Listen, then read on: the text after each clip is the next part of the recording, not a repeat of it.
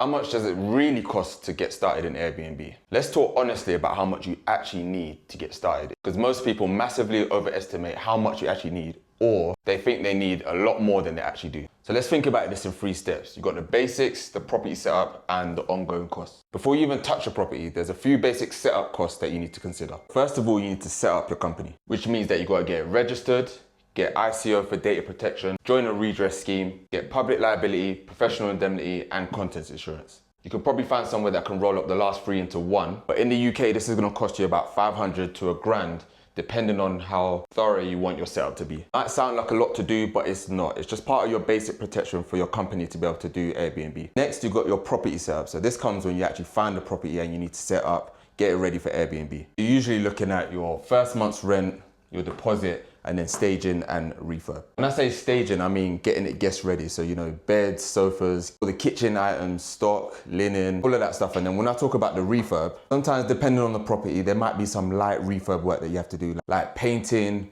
fixing things and replacing some tired items out already in the property. This part is the bit that can vary because it all depends on the property you've got, the area that you're in, and also the standard that you're trying to go for. Just for a live example, if you get a property that's on market for £1,500, general rule of thumb is the deposit and the first month's rent is going to be the same. So then you just double that, that's £3,000. And as a general rule of thumb, how I calculate the staging and the refurb is like this, and I'm going to show you a little trick. If you think about the type of finish that you want to go for, think about 4 levels. So you've got lower, mid-tier, upper, and anything above that is luxury. If you're going for a lower economy, you're probably going to spend about 1,500 per room. If you're going for mid-tier, you're looking at £2,000 per room. If you're going upper, then you're going 2.5 per room. Anything luxury is about £3,000 or higher per room. If you're looking at a 2-bedroom flat, just times that by the level of standard that you're looking to go for. So a 2-bedroom with mid-tier finish is probably going to cost me about £4,000 in staging. And then refurb just depends on the standard of the property. The newer or better the finish, the lower the refurb would be. So for this example, you're probably looking at about £7,000 or thereabouts. But remember, every property is different, unique, and it has its own nuances that you have to cater for. Then you've got your ongoing costs. Your rent still needs paying. Your bills don't stop. That's things like your internet, your gas, water, electric, your basic utilities. Then of course, someone needs to clean